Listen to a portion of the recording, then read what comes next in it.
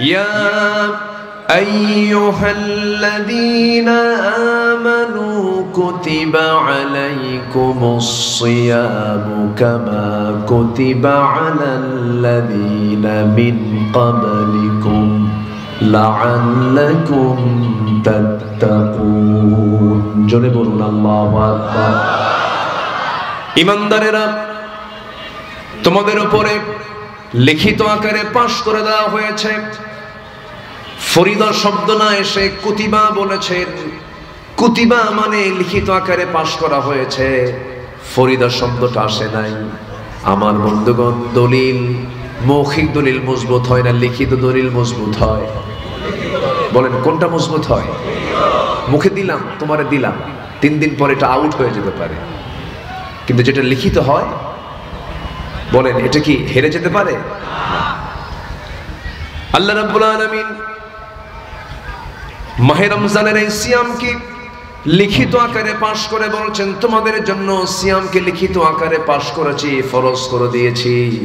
কামা কুতিবা আলাল্লাযীনা মিন ক্বাবলিকুম লাআল্লাকুম তাত্তাকুন। জোরে বলুন আল্লাহু আকবার।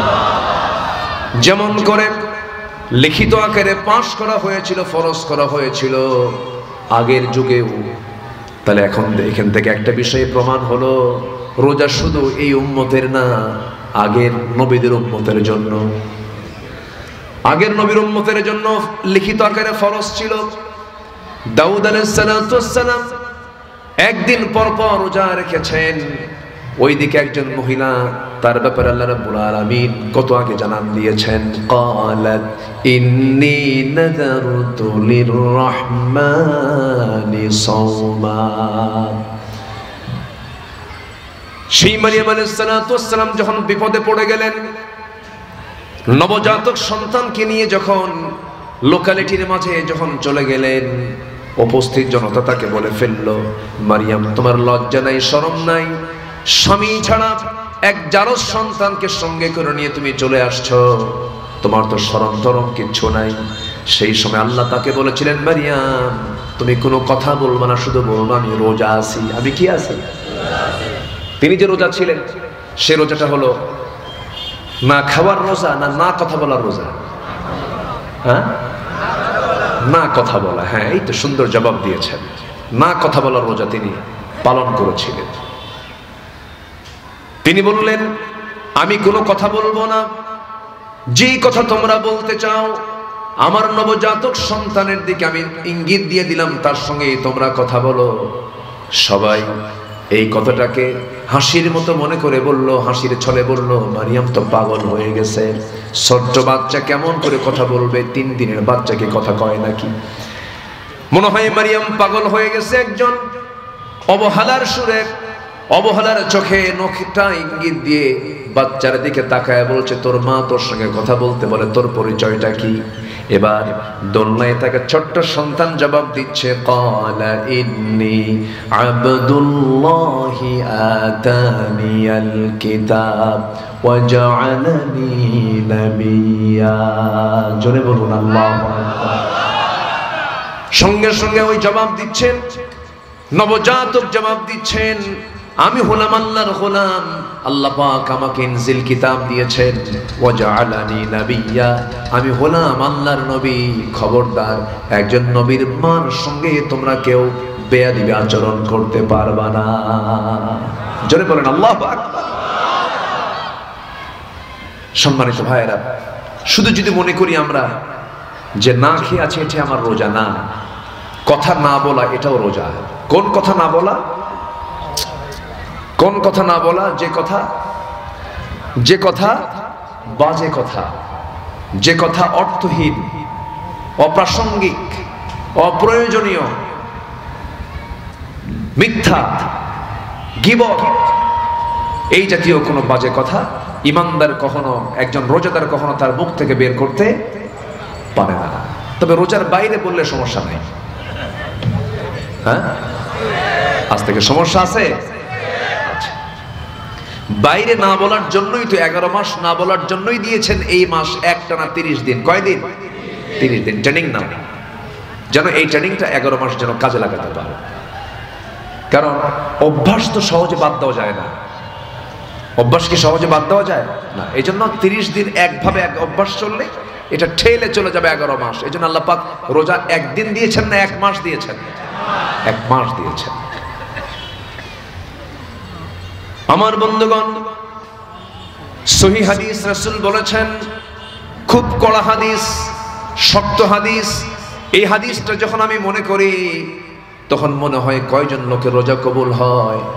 মাল্লাম ইয়াদা কাওলা যুর ওয়াল আমালা বিহি ফালাইসা লিল্লাহি হাজাতুন ফি আন ইয়াদা তুআমাহু ওয়া শারাবাহু। আমার রাসূল বলেছেন, যে ব্যক্তি রোজা রেখে বাজে কথা বাজে কাজ ছেড়ে দিতে পারলো না, সে ব্যক্তি রোজা রাখার কোনো প্রয়োজন নাই। সে শুধু না খেয়ে থাকলো, উপোস থাকলো, তৃষ্ণার্ত হলো, কিন্তু কোনো পুরস্কার আমার আল্লাহর দরবারে নাই। নাউযুবিল্লাহ। তাহলে রোজার দাবি হলো কোনো বাজে কথা মুখ থেকে বের করা যাবে 1 মাস না 12 মাস? বলেন 1 মাস না 12 মাস? কি 12 ঘন্টা না 24 ঘন্টা? শুধু ঘুম ছাড়া, কি ছাড়া? ঘুমের মধ্যে আপনি কথা কবেন কেমনে? 3 জন ব্যক্তির কোনো শরিয়াত নাই, ঘুমন্ত ব্যক্তির উপরে কোনো শরিয়াত কাজ করবে না, শরিয়তের কোনো হুকুম সাবিত হবে না। নাম্বার 2 হলো পাগল মস্তিষ্ক বিকৃত ব্যক্তির উপরে কোনো শরিয়াত কার্যকর হবে না। আরেকটা হলো শিশুর উপরে কোনো শরিয়াত নাই, ঘুমন্ত ব্যক্তির জন্য কোনো শরিয়াত নাই। আমার বন্ধুগণ, এই জন্য সেই রমজান মাস আমরা পেয়েছি। শুরুতেই কিন্তু আমি বলে দিয়েছি, রমজান মাস হলো বদরের মাস, রমজান মাস হলো মক্কা বিজয়ের মাস। এই বিষয়ে কিছু কথা বলার দরকার কি আছে? কিছু বলবো জোরে বলি ইনশাআল্লাহ। আমাদের তো কথা বলতে দেয়নি 16 বছর। যেখানেই গেছি সেখানেই মঞ্চ উঠলেই আতিপাতি নোংরা লোকগুলো, সমাজের সবচেয়ে নোংরা লোকগুলো মঞ্চ দখল করত। ডান পাশে বাম পাশে বসতো হলো কিরামুল কাতিবিন হইয়া, খুব জ্বালাতন করত, কথা বলতে দিত না, অনেক অত্যাচার করেছে, কোরআন শুনতে তারা বাধার সৃষ্টি করেছে। আজকে যারা এই বাধার সৃষ্টি করেছে, আল্লাহ পাক তাদেরকে বেইজ্জত করে লাঞ্ছিত করে বিদায় করে দিয়েছে। কোরআনের সঙ্গে যারা বেয়াদবি করবে, তাদের চেয়ে বড় বেয়াদব পৃথিবীতে আছে? আন্তর্জাতিক বেয়াদব। কি বেয়াদব? হ্যাঁ, এত বেয়াদব মানুষ হয়, নোংরা। এখনো কিছু কিছু তাফসীর মাহফিলে একটা মহল ডিস্টার্ব করার চেষ্টা করছেন। 16 বছর ওদের কাছ থেকে যদি এই শিক্ষা নেন, আপনাদের ধ্বংস হতেও বেশি দিন সময় লাগবে না। সেদিন নড়াইল একটা মাহফিল ছিল, আমি আলোচনা শুরু করেছি, 20 মিনিট যেতে না যেতে একজন নেতা আসলেন, বললেন আমি খুব ব্যস্ত, একটু 2 মিনিট কথা বলবো। বলুন তো, কোরআনের আলোচনা ব্রেক দিয়ে ওই 2 মিনিটের কথা কি খুব জরুরি? বলেন জরুরি? এতটুকুন কমন সেন্স যে নেতৃবৃন্দের নাই, তারা তো নেতৃত্বের যোগ্যতাই রাখে না, তারা। আমি 26 বছর এই মাহফিল অঙ্গনে কথা বলি। আমি চেষ্টা করি যতটুকু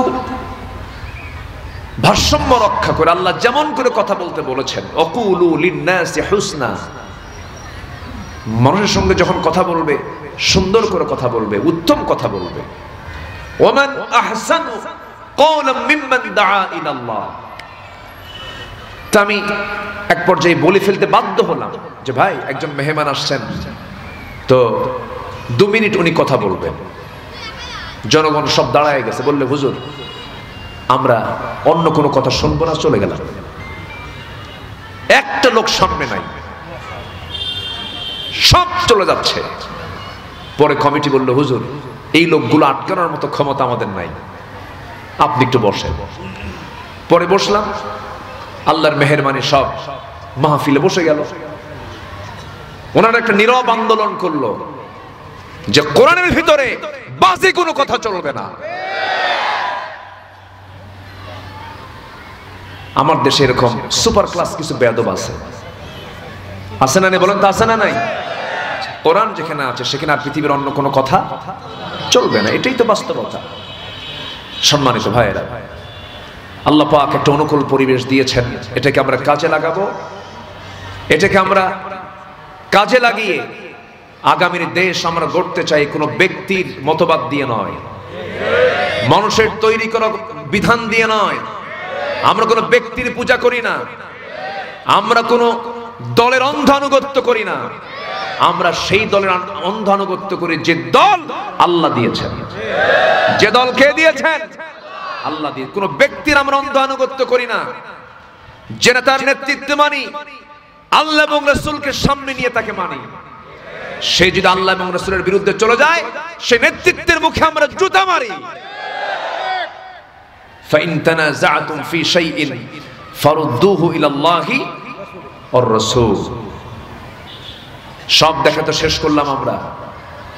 53-54 বছরে মদের ফ্যাক্টরি বানানো হয়েছে, সুদের কারবার তৈরি করা হয়েছে, জেনার লাইসেন্স দেওয়া হয়েছে, সেন্সর বোর্ডে নোংরা সিনেমা নাটকের অনুমোদন দেওয়া হয়েছে, সিনেপ্লেক্স তৈরি করা হয়েছে। এরপরে সুদের কারবারকে বৈধতা দেওয়া হয়েছে। সবকিছুই তো দেখলাম, কিন্তু আজ পর্যন্ত কোন মুসলিম শাসক, তারা মুসলমান, জাহান্নাম থেকে বাঁচানোর জন্য ন্যূনতম নামাজের একটা আইন তারা সংসদে পাশ করতে পারেন নাই।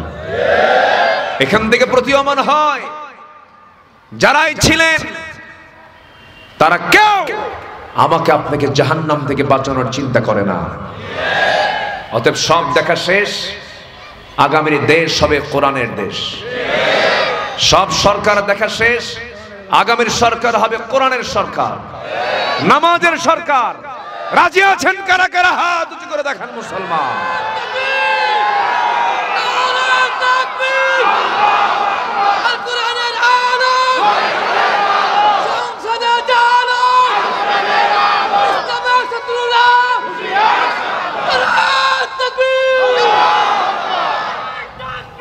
আল্লাহ কবুল করুন, জোরে বলি আমিন, আরো জোরে আমিন।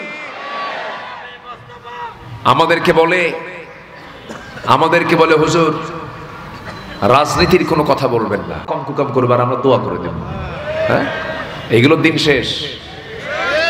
আমরা এখন ঘুরে দাঁড়ানো শিখেছি, ফাঁসির মঞ্চে যাওয়া শিখেছি। আমরা ভয় পাই না, যা ভয় ছিল একটু একটু সব দূর হয়ে গেছে। আমাদের ভয় পাওয়ার আর কিচ্ছু নাই। সাথিয়ার কৃতি সন্তান শহীদ আল্লামা মতিউর রহমান নিজামী রাহিমাহুল্লাহ, এই লোকটাকে আর পাবো না আমরা, এমন লোক আর খুঁজে পাওয়া যাবে না। শুধু এই দেশের সম্পদ তিনি নন, বিশ্ব মুসলিম উম্মার তিনি সম্পদ ছিলেন। এত বড় একটা সম্পদকে আমরা হারিয়ে ফেলেছি, হারানো হয়েছে। ঠিক কিনা বলেন? হারানো হয়েছে। আল্লাহ তুমি তার শাহাদাতকে কবুল করো, জোরে বলি আল্লাহুম্মা আমিন। বিকেল বেলা ছেলেকে ডাক দিয়ে বলে, আমার জানাজা কে পড়াবে? কি ধৈর্যের পিরামিড তিনি। তাকে রাতে ফাঁসি দেওয়া হবে, তিনি আগেই বলতেছেন ছেলেদেরকে ডাক দিয়ে, তারা দেখা করতে গেছে, আমার জানাজা কে পড়াবে? বাবা তুমি আমার জানাজা পড়াবা। ব্যারিস্টার নজিব মোমিন, যোগ্য পিতার যোগ্য সন্তান, বাবা তুমি পড়াবে। একদিকে ব্যারিস্টার, আরেকদিকে বড় আলেম, কিন্তু তো তুমি পড়াবে নামাজ। তোমার আম্মু যেন তোমার সাথে পাবনায় না যায়, ওর খুব কষ্ট হবে, ও ঢাকায় থাকবে। ওসিয়ত করলেন, কথা বলতে বললেন স্বাভাবিক মানুষের মতো। সম্মানিত ভাইয়েরা, সম্মানিত বন্ধুগণ, একটা জান্নাতি মানুষের যতগুলো গুণ থাকা দরকার, এই সমস্ত লোকদের ভিতরে সেই গুণগুলো আল্লাহ পাক দিয়েছিলেন। আল্লাহ তুমি তার শাহাদাতকে এদেশের ইসলাম প্রতিষ্ঠার জন্য তুমি আল্লাহ কবুল করে নাও। জোরে বলি আল্লাহুম্মা আমিন। তার নাম নেওয়াতে কষ্ট পেলেন নাকি? কষ্ট পেলেও কিচ্ছু করার নাই। একটা আলেমের নাম নিলে যদি কারো কষ্ট হয়, এতে আমার কি করার আছে? কি কন? কি কন? শহীদের রক্ত পিতা যেতে দেব না, শহীদ নিজামীর রক্ত, শহীদ সাইদির রক্ত, শহীদের রক্ত আল্লাহ কবুল করুন। জোরে বলি আমিন। সম্মানিত ভাইয়েরা, রমজান মাস হচ্ছে বিজয়ের মাস। বলি আলহামদুলিল্লাহ। আমার দেশে বিজয়ের মাস কোনটা বলেন? ঠিক আছে, আগস্ট তো ঠিকই আছে। হ্যাঁ, ডিসেম্বরকে, তাই না? ডিসেম্বরকে বলা হয়। ঠিক আছে, আমরা যার অবদান, যার ত্যাগ অবশ্যই আমরা স্বীকার করব না কেন? এই ভাষার জন্য যারা জীবন দিয়েছেন, দেশের জন্য যারা একাত্তর রক্ত দিয়েছেন, অবশ্যই যারা যে অবদান রেখেছেন তাদের অবদানকে অস্বীকার করার কোনো কারণ নাই, অবশ্যই স্বীকার করব। কিন্তু এই মাস, রমজান মাস যে বিজয়ের মাস, এটা অনেকে জানেই না। একটু লালন করা দরকার। মাত্র 16টা রোজা রেখেছেন। কয়টা সাহাবীরা কয়টা রোজা রাখছেন? প্রথমবার রোজা ফরজ হয়েছে দ্বিতীয় হিজরিতে। আমার নবীজি সাহাবায়ে কেরামকে বললেন, সাহাবীরা 16টা রোজা তো আমরা রাখলাম, তোমরা কি জানো মক্কার কুরাইশরা লোহিত সাগরের পাশ দিয়ে, রেড সির পাশ দিয়ে হেঁটে হেঁটে, ঘোড়ায় চড়ে, উটের পিঠে চড়ে চড়ে তারা বদর প্রান্তর পর্যন্ত চলে আসছে। 1000 সৈন্যের সমারোহ ঘটিয়ে আমাদেরকে অস্তিত্বহীন করার জন্য, নির্মূল করে দেওয়ার জন্য, নবুয়তের সমস্ত দায়িত্বকে চিরতরে নিঃশেষ করে দেওয়ার জন্য, দিনকে নিভিয়ে দেওয়ার জন্য তারা আসতেছে, বদর প্রান্তর পর্যন্ত চলে আসছে। তোমরা কি পারবে ওই বাতিলকে মোকাবেলা করার জন্য আমার সঙ্গে জিহাদে যাবার জন্য সিদ্ধান্ত নিতে পারবে নাকি? কোন মাস বলেন? কোন মাস? কোন মাস? সাহাবীরা রোজা আছেন। সাহাবীরা বললেন, ইয়া রাসূলুল্লাহ, যেহেতু আপনি আমাদের কোনো মতে আমাদেরকে অর্ডার দিয়েছেন, রোজা যদিও রোজা যেহেতু ফরজ কাজ, এটাও বাদ দেওয়া যাবে না, জিহাদও ফরজ কাজ, এটাও বাদ দেওয়া যাবে না, আমরা রোজাও রাখবো, আমরা জিহাদেও যাব। রাসূল বললেন, না না, জিহাদের ময়দানে যাওয়ার জন্য রোজা এখন পালনের দরকার নাই, কারণ ইন কুনতুম মারদা আও আলা সাফারিন ফাইদ্দাতুম মিন আইয়ামিন উখর। এখন আর রোজা রাখার প্রয়োজন নেই, কারণ জিহাদের মতো বড় সফর আর নেই। চলো জিহাদের ময়দানে যাব, রোজাটা পরে রাখবো আমরা। এখানে একটা প্রশ্ন আমি আপনাকে করব, রোজা রাখা কি যেরকম জিহাদ করা কি? বলুন তো, এখানে কোন আমলের জন্য রোজা বন্ধ হলো? বলেন। একটা ফরজকে প্রতিষ্ঠার জন্য আরেকটা ফরজকে সাময়িকের জন্য বন্ধ করে দেওয়া হলো। জিহাদের গুরুত্ব নাই তো? জিহাদের গুরুত্ব মুনাফিকদের কাছে নাই। যত রক্ত লাগে দেব, প্রয়োজনে লোক পাঠাবো, আমি যাব না। এই ধান্দাবাজ যারা, তাদের কাছে জিহাদের গুরুত্ব নাই। আমাদের সন্তানরা জুলাই আগস্ট দেখিয়ে দিয়েছে। খুব ধন্যবাদ। আমি যে কি খুশি হয়েছে ওদের উপরে। আমরা পারিনি, আমরা ব্যর্থ, বাপেরা ব্যর্থ, পুলিশ ব্যর্থ, পুলিশের সন্তানরা বিজয়ী। ঠিক আছে না? অনেক পুলিশের সন্তান মারা যায় নাই? পুলিশ ব্যর্থ, পুলিশের সন্তানরা বিজয়ী। আল্লাহ রাব্বুল আলামিন নিজে বিজয় দিয়েছেন। ইল্লা তানফিরু يعذبكم عذابا أليما ويستبدل قوما غيركم ولا تضروه شيئا। তোমরা যদি পালাতে এমন একটা জাতি চেপে বসতো, তোমরা তাদের কোনো ক্ষতি করতে পারতে না, শেষ হয়ে যেতে। ধরুন জুলাই আগস্টের বিজয়টা যদি না আসতো, আজকে এই জায়গায় মাহফিল হতো নাকি? আর যত মামলা ছিল তার চেয়ে মামলার পরিমাণ কমতো না বাড়তো? বেড়ে যেত। এই যে যুবকদের সিনা থেকে ভয় দূর করে দিয়েছেন, কেউ না তিনি আমার কে। ভয় নাই তাদের, ভয় ছিল না। মরে যাব। যে জাতি মরতে জানে, যে জাতি মরার সিদ্ধান্ত নেয়, সেই জাতির বিজয়কে আটকাতে পারে না। এটাই হয়েছে। সম্মানিত ভাইয়েরা, সাহাবীরা যুদ্ধে গেছেন বেঁচে থাকার জন্য না শহীদ হওয়ার জন্য? বলেন বলেন। শহীদের জন্য গেছেন। অল্প সংখ্যক সাহাবী অধিক সংখ্যক শত্রুর উপরে বিজয় হয়েছে, শুধুমাত্র কারণ হলো কোন সাহাবীর চিন্তা ছিল না যে যুদ্ধের ময়দান থেকে ফিরে আসবে। সব সাহাবীর চিন্তা ছিল একটাই, যে যুদ্ধে যাচ্ছি, ফেরতের চিন্তা নেই, শহীদ হয়ে যাবে। আল্লাহু আকবার বলে।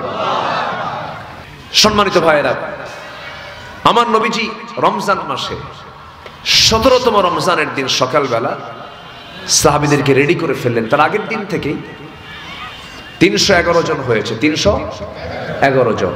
হঠাৎ করে আফরা, মদিনার এক যুবক, তার ছোট্ট দুইটা ছেলে, 11 আর 13 বছরের ছোট্ট দুইটা বাচ্চা এসে নবীর সামনে দাঁড়ায় বলে, হুজুর শুনলাম যুদ্ধের নাকি ডাক এসেছে, আমাদেরকে কি অনুমতি দেওয়া যায়?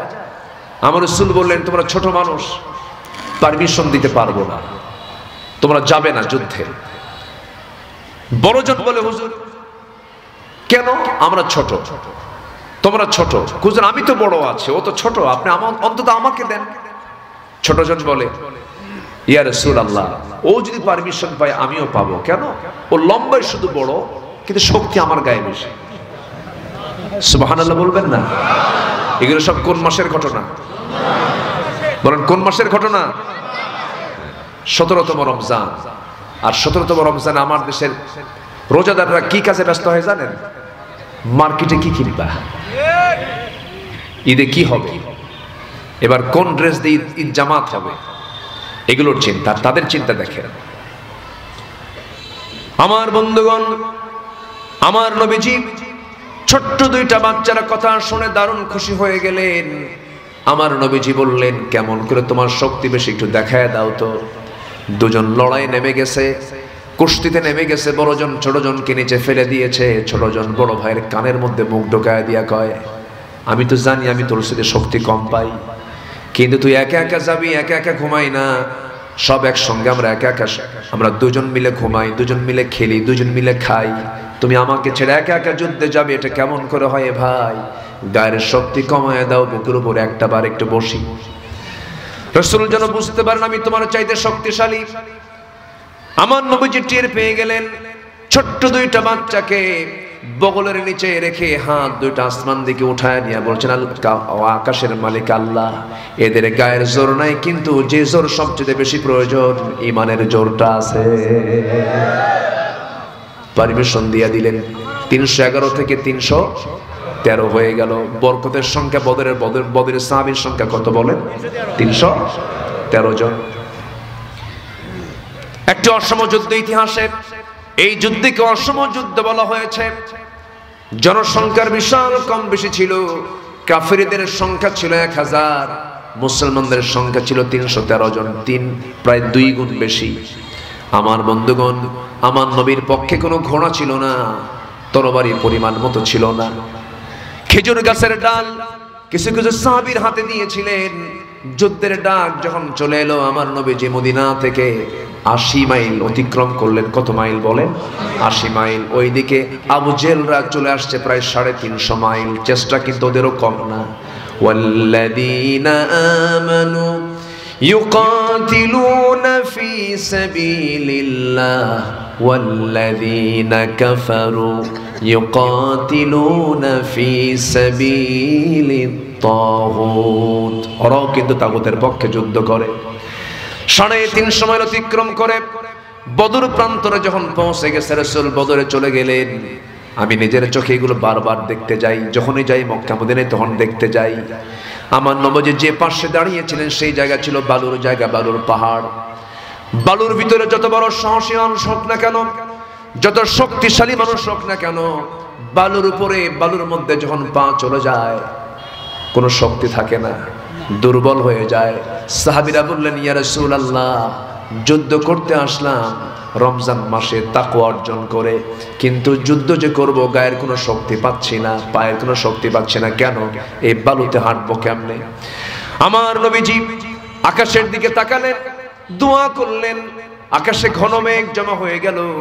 সেই ঘন মেঘ জমা হওয়ার সঙ্গে সঙ্গে মুষলধারে বৃষ্টি শুরু হয়ে গেল। ওয়ালাকাদ নাসারাকুমুল্লাহু বিবাদরিন ওয়া আনতুম আযিল্লাহ। তোমরা অসহায় ছিলে, পাগুলো ডেবে ডেবে যায়, সংখ্যা নাই, তরবারি নাই, কিন্তু আমি আল্লাহ নিজে ফেরেশতা পাঠিয়ে দিয়ে সাহায্য করেছি, সহযোগিতা করেছি। আকাশে ঘন মেঘ জমা হলো, বৃষ্টি যখন শুরু হয়ে গেছে, বালুর মাটিতে পানি পড়লে পরে নরম হয় না, শক্ত হয়। শক্ত হয়ে গেল, কদমটা মজবুত হয়ে গেল, যুদ্ধ শুরু হয়ে গেছে। আমার নবীজি সাহাবায়ে কেরামকে সামনে দাঁড় করায় বললেন, সাহাবীরা রে, ও আমার সাহাবীরা, আজকে যুদ্ধের ময়দানে কেউ তোমার বাপকে দেখবে, কেউ ভাইকে দেখবে, নিজের বংশের মানুষকে দেখবে, রক্তের মানুষকে দেখবে, কেউ জামাইকে দেখবে, কেউ নিজের সন্তানকে দেখবে। একই বংশের মানুষকে তোমরা সামনে মুখোমুখি দেখবে, যুদ্ধ কি করতে পারবে নাকি? সাহাবীরা বলছেন, ইয়া রাসূলুল্লাহ, আল্লাহর কসম করে বলি, সকল কিছুর চাইতে আমরা আল্লাহ এবং আপনার রাসূল, আমরা তাকে সবচেয়ে বেশি মহব্বত করি।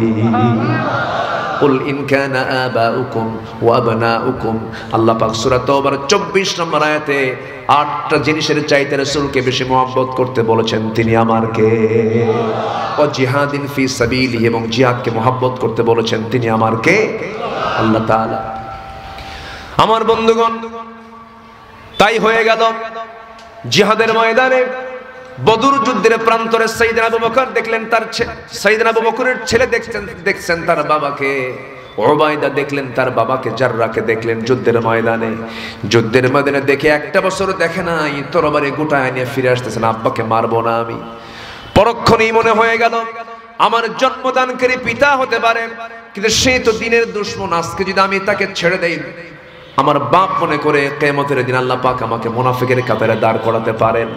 বাপটাকে বাপ না মনে করে, শিরকের প্রতীক মনে করে, তরবারি আবার কোষমুক্ত করে আবার ইউ টার্ন হয়ে ঘুরে গিয়ে বাবাকে বাবার সুরতে না দেখে, ইসলামের শত্রু সুরতে দেখে তরবারি দিয়ে তার গর্দান বরাবর মেরে দিলেন। বাপকে দুনিয়া থেকে, নিজের সন্তান হয়ে বাপকে দুনিয়া থেকে বিদায় করে দিলেন। এমন চিত্র যখন সাহাবে কেরামদের সামনে চিত্রায়িত হলো, সবে আল্লাহু আকবার ধ্বনিতে আকাশ বাতাস মুখরিত করে ফেললেন। মুসলমানদের যখন বিজয় চলে এসেছে, ওবায়দার মনটা খারাপ, ওবায়দার মুখে কোনো হাসি নাই। রাসূল বলছেন, সাহাবীরা, বদর যুদ্ধের দিন আমার ওবায়দার মুখে হাসি নাই কেন? কি হয়েছে? ওবায়দার বাপ আজকে যুদ্ধে মারা গেছে, কে মেরেছে বলো? আমার প্রিয় সাহাবী, ওবায়দার বাপকে কে মারলো বলো? হুজুর, আমরা কেউ আঘাত করি নাই, ওবায়দা নিজেই তার বাপকে শত্রু মনে করে দুনিয়া থেকে বিদায় করে দিয়েছে। রাসূল দুটো হাত আগায় দিয়ে বলছেন, ওবায়দা আমার দিকে আগায় আসো। বুকের সঙ্গে বুক লাগায় দিয়ে বলছেন, ওবায়দা রে, আজকে তুমি যে ইতিহাস সৃষ্টি করেছো, তোমার জন্য আল্লাহর 8টা জান্নাত ওয়াজিব হয়ে গেছে। জরকাল সুবহানাল্লাহ। কোন মাস বলেন? কোন মাস? তাহলে বদর মানে হলো কোন মাসের ঘটনা? বলেন কোন মাসের ঘটনা? রমজান মাসের ঘটনা। আমার বন্ধুগণ, ওই বদর যুদ্ধের প্রান্তরে যুদ্ধ চলতেছে চতুর্দিকে। হঠাৎ করে ওই ছোট্ট 2টা বাচ্চা যুদ্ধের ময়দানে গেছেন, সামনের কাতারে দাঁড়ায় গেছেন। সামনের কাতারে দাঁড়ায়া মাঝখানে একজন সাহাবীকে মাঝখানে রেখে 2 পাশে 2টা ভাই দাঁড়ায় গেছে। ওই সাহাবীকে ডাক দিয়ে বলছে, চাচা, আব্দুল্লাহ ইবনে মাসউদ রাদিয়াল্লাহু আনহু সেই সাহাবীর নাম। বলতেছে যে আমরা যুদ্ধ করতে আসছি, সবার সঙ্গে আমরা যুদ্ধ করব না, সবার বিরুদ্ধে আমরা লড়াই করব না। কার বিরুদ্ধে লড়াই করবা? আবু জেহেল। আল্লাহু আকবার বলেন। কে কে কে? আবু জেহেলকে খতম করার জন্য আসছি। কেন? আমাদের জীবনের চাইতে বেশি রাসূলকে আমরা মহব্বত করি। সে রাসূলকে নাকি আবু জেহেল মারছে, অত্যাচার করেছে, দেশ থেকে বের করে দিয়েছে, আমরা তাকে মেরে ফেলবো। সঙ্গে সঙ্গে ইবনে মাসউদ বলতেছেন, ওই যে ঘোড়ার পিঠে বসে আছে, 2 দিকে পা ছেড়ে দেওয়া। বলতে দেরি হলো, যেতে দেরি হলো না। সিংহের মতো গর্জন দিয়া, বাজ পাখির মতো উড়ন্ত হয়ে দৌড় মেরে চলে গেছে, টের পায় নাই সবাই, সবার বগলের নিচে পড়ে আছে ছোট্ট দুইটা বাচ্চা, কেউ টের পায় নাই। ছোট্ট তরবারি হাতের মধ্যে নিয়ে দুইজন পজিশন তৈরি করে আল্লাহু আকবার বলে দুই পায়ে ঘোড়ার দুই পাশে ছেড়ে দেওয়া দুই পায়ে এমন জোর আঘাত করেছে, ইতিহাস বলছে এত জোর আঘাত করেছে যে আবু জেহেল ঘোড়ার পিঠ থেকে ওই যে ধরাশয়ী হয়ে জমিনে পড়ে গেছে। আবু জেহেল কোমর সোজা করে আর কখনো দাঁড়াতে পারে নাই। জোরে বলি আল্লাহু আকবার, আরো জোরে আল্লাহু আকবার। আবু জেহেল দুনিয়া থেকে বিদায় নিয়ে নিল। কিন্তু এইদিকে হলো কি, এইদিকেও বড় ভাই, এই দুই ভাইয়ের মধ্যে আফরার ছেলে দুইজন, বড় ভাইটা কাফিরদের দ্বারা আক্রান্ত হয়ে গেলেন। পিছন থেকে একজন কাফের এসে বড় ভাইয়ের ডান হাতে মেরে দিয়েছে, ঝনঝন করে তরবারি পড়ে গেল। কিন্তু ডান হাতে মেরেছে, চামড়ার সঙ্গে হাতটা জ্বলতেছিল, সঙ্গে সঙ্গে তিনি করলেন কি, বাম হাতে তরবারি তুলে নিয়ে যুদ্ধ চালাচ্ছেন। বারবার ডান হাতের ঝুলন্ত হাতটা এসে বাম হাতে ধাক্কা খায়, যুদ্ধ করতে কষ্ট হচ্ছে মনে করে যুদ্ধের এক পর্যায়ে, তরবারি চালানোর এক পর্যায়ে ডান হাতটা বাম পায়ের নিচে রেখে এত জোরে টান মারলেন, হাত ছিটকে পড়ে গেছে। বাম হাতে যুদ্ধ চালালেন, বাম হাতও কেটে ফেলে দিয়েছে। দুইটা হাতে দুই হাত যখন চলে গেল, যুদ্ধ করবেন কেমনে, হাত তো দুইটা নাই। একজন কাফের এসে গর্দান বরাবর মেরে দিল, শহীদ হয়ে দুনিয়া থেকে বিদায় নিয়ে গোটা দুনিয়ার সমস্ত রোজাদারকে জানায় দিচ্ছেন, রোজাদাররা শুধু রোজা রাখলেই হবে না, রোজার মাসে আল্লাহর জমিন আল্লাহর দিন কায়েমের জন্য হাসতে হাসতে এমন করে নিজের জান কোরবান করে দিতে হবে। জোরে বলি সুবহানাল্লাহ। আমার বন্ধুগণ, একটু কান লাগান, মনোযোগ দিয়ে কথাগুলো শুনুন। আল্লাহ রাব্বুল আলামিন যেমন করে কুতিবা আলাইকুমুস সিয়াম বলেছেন, আরেক জায়গায় বলছেন কুতিবা আলাইকুমুল কিতালু ওয়া হুয়া কুরহুল লাকুম আসা আন তাকরাহু শাইআন ওয়া হুয়া খায়রুল লাকুম। জোরে বলুন আল্লাহু আকবার। তোমাদের জন্য জিহাদকে, সংগ্রামকে ফরজ করা হয়েছে, লিখিত আকারে পাশ করা হয়েছে, যেমন করে আল্লাহ রাব্বুল আলামিন সিয়ামকেও ফরজ করেছেন, লিখিত আকারে পাশ করেছেন। তোমরা যেটা অপ্রিয় মনে করছো এটাই অপ্রিয় না, এটাই তোমাদের জন্য কল্যাণ। জোরে বলুন সুবহানাল্লাহ।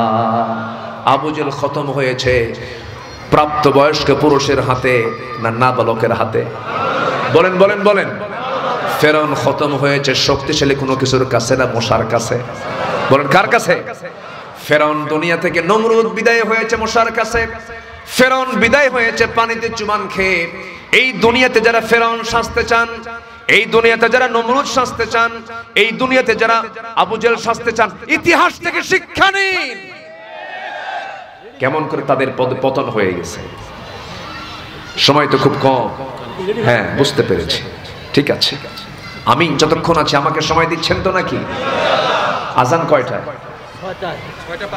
6:07। 6:07 আমি এখানে সার্চ দিয়েছি আগে যে আজান কয়টা, আগে দেখি। আমাকে ছেড়ে কেউ যাবেন? মাহফিল শেষ হবে দোয়া দিয়ে। কি দিয়ে বলেন? যার বাপ মায়ের প্রতি দয়া নাই চলে যাবেন, ঠিক আছে? আমরা সবাই একসঙ্গে দোয়া করব, রাজি আছেন তো ইনশাআল্লাহ? বসো, একটা লোক উঠবেন না। হ্যাঁ জি, ঠিক আছে ঠিক আছে, আমি রাজি হলাম, তবে এ বছর না, সামনে বছর। জি, জোরে বলি ইনশাআল্লাহ। জি, আমি কেন বললাম, আমার এখান থেকে প্রায় 5 ঘন্টার পথ, এত দূরে একটা প্রোগ্রাম আছে। আমি খুব মানসিক চাপেও ছিলাম, চাপে আসিও। আমার প্রোগ্রাম বয়ান ছিল হলো বাদে জোহর, সেটা চলে গেছে বাদে আসর। একটা পাখি আকাশে ওড়ে, 2 ডানায় না 1 ডানায়? তো আজকে আমার 2টা ডানা, 1 ডানা যদি ভেঙে যায় তাহলে তো সমস্যা হয়ে যাবে। সব দিকে আমরা তাকাবো। বেড়ার মানুষ যেন আবার বেড়া দিয়ে রাখেন, আমরা যেতে দিয়ে। আচ্ছা, সম্মানিত ভাইয়েরা, তাহলে আমরা এতক্ষণের আলোচনায়, আমি কিন্তু আলোচনা এখনো অনেক আছে সামনে, আমি সংক্ষিপ্ত করে বলবো। এতক্ষণের কথায় যতটুকু বুঝতে পারলাম, রোজার মাস শুধু না খেয়ে থাকার মাস না বদরের মাস? রোজার মাস শুধু রোজার মাস, রমজান মাস শুধু না খেয়ে থাকার মাস না জিহাদের মাস? জিহাদের মাস, দিন কায়েমের মাস এটা। আল্লাহু আকবার বলেন। এই থামেন না, বসেন, থামেন, আমি দেব তো জায়গা মতো সময় মতো আমি দিয়ে দেব। কেউ, আমি তো শ্রোতা দেখলে টের পাই অত্যন্ত আপনার শান্ত শ্রোতা। আলহামদুলিল্লাহ বলি, আলহামদুলিল্লাহ। তো বসেন, আমি সময় চেয়ে নিচ্ছি। সময় আমি ঘড়ি দেখছি, খুব শক্তভাবে ঘড়ি দেখছি, আমি দেখছি, লক্ষ্য করছি। সম্মানিত ভাইয়েরা, আল্লাহ পাক এরপরে বলছেন শেষে, এই রোজাটার ব্যাপারে তোমরা একটা বিষয় খেয়াল রাখবে, যদি রোজা রাখতে পারো লাআল্লাকুম তাত্তাকুন, আশা করা যায় তোমাদের একটা লকব অর্জন হবে, তোমরা মুত্তাকি হবে। কি হবে বলেন তো? মুত্তাকি। এই মুত্তাকিটা এমন একটা গুণ, মুত্তাকি কখনো জাহান্নাম যাবেই না। জোরে কোন সুবহানাল্লাহ, আরো জোরে কোন সুবহানাল্লাহ। কাফের যাবে জাহান্নামে, মুনাফিক যাবে জাহান্নামে, জালিম যাবে জাহান্নামে, ফাসিক যাবে জাহান্নামে, কিন্তু মুত্তাকি কোথায় যাবে? জান্নাতে। তাহলে রোজা রাখলে কি হওয়া যাবে? বলেন কি হওয়া যাবে? মুত্তাকি হওয়া যাবে। আমরা মুত্তাকি হব না ইনশাআল্লাহ? জোরে বলি ইনশাআল্লাহ। মুত্তাকি কাকে বলে? মুত্তাকি তাকেই বলে যে বেঁচে থাকে সব হারাম থেকে।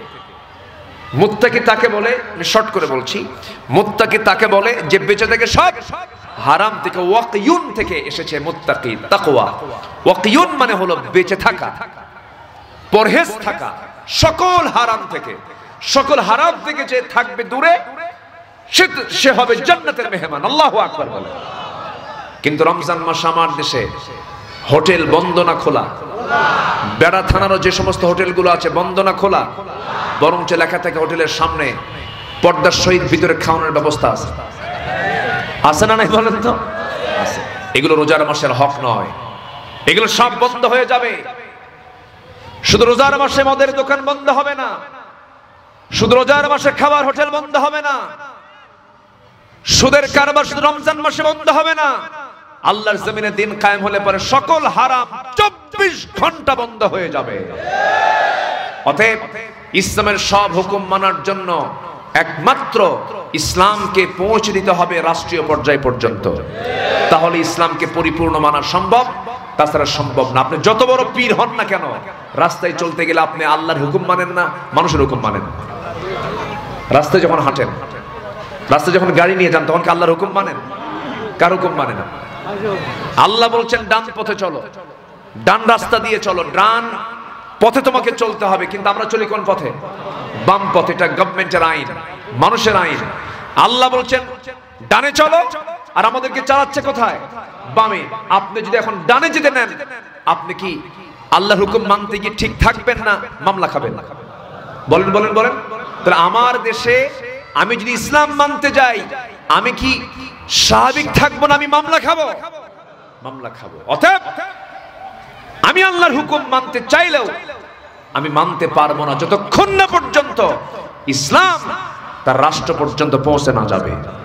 অতএব ইসলাম রাষ্ট্রীয় পর্যন্ত চলে যাক, রাষ্ট্রীয় পর্যায়ে ইসলাম কায়েম হোক। সবাই কি চান? সবাই কি চান? সবাই কি চান?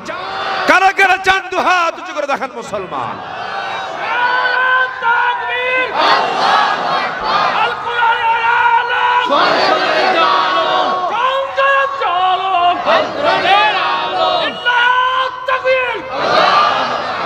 আল্লাহ কবুল করুন, জোরে বলি আমিন, আরো জোরে আমিন। তাহলে আল্লাহ পাক আমাকে বলছেন রমজান মাসে একটা লকব নাও, মুত্তাকি হও। কি হও বলেন তো? মুত্তাকি। মুত্তাকি মানে কি বলেন? বলেন। সকল হারাম থেকে বেঁচে থাকে, সকল হারাম থেকে বেঁচে থাকে। এক কথায়, এক লাইনে ব্যাখ্যা শেষ। কোন হারাম কাজের দিকে আমরা যাব না। জোরে বলি ইনশাআল্লাহ, জোরে বলি ইনশাআল্লাহ। ওজনে কম দেওয়া কি? জোরে কম, আরো জোরে। বেগানা নারীর দিকে চেয়ে থাকা কি? সুদ খাওয়া কি? মিথ্যা সাক্ষী দেওয়া কি? মিথ্যা কথা বলা কি? গীবত করা কি? বহতান করা কি? বাপ মার অবাধ্য হওয়া কি? স্বামীর হক আদায় না করা কি? বইয়ের হক আদায় না করা কি? প্রতিবেশীর হক নষ্ট করা কি? এগুলো হারাম। সব হারাম বাদ দেব, মুত্তাকি হয়ে যাব। ফাদখুলি ফি ইবাদি ওয়াদখুলি জান্নাতে। আমার বান্দা হও, হারাম ছাড়ো, জান্নাতে চলে যাও। আল হালালু বাইয়িন ওয়াল হারামু বাইয়িন। হালালও স্পষ্ট, হারামও স্পষ্ট। সব করে দিয়েছেন কোন কিতাবে? কোরআন। সম্মানিত ভাইয়েরা, সময় খুবই অল্প যেহেতু আমি এবছর আপনাদের কাছে কি বলবো এসেছিলাম দোয়া নেবার জন্য, কিছু হালকা কথা যতটুকু বলছি আরো বলবো সময় যতটুকু আছে। তার আগ দিয়ে আমাকে কমিটি একটু আমাকে বলেছেন যে হুজুর আপনার মুখ থেকে বললে কেউ রাগ করবে না, আমরা বললে রাগ করবে। তো আমি একটু লজ্জাটা ছেড়ে দিয়ে মাহফিল কমিটির বৃহত্তর স্বার্থের দিকে তাকিয়ে, তারা মাহফিল করেছেন, অনেক আয়োজন করেছেন, প্রচার করেছেন, তারা যদি আপনার কাছে একটু ব্যাগ নিয়ে যায় 2, 4, 5, 10, 500, 1000 টাকা দিতে কি আমাদের কষ্ট হবে? এটা কি মানে কোন কিতাবকে সম্মান করে দেব বলেন তো? কোরআনকে সম্মান করে দেব। এটা আখিরাতের ডিপোজিট, আপনার আখিরাতের ডিপোজিট আপনার জমা হয়ে যাবে, আপনার অ্যাকাউন্টই থাকবে, এটা স্থায়ী অ্যাকাউন্ট। যাচ্ছে ব্যাগ, আমরা সবাই যে যা পারি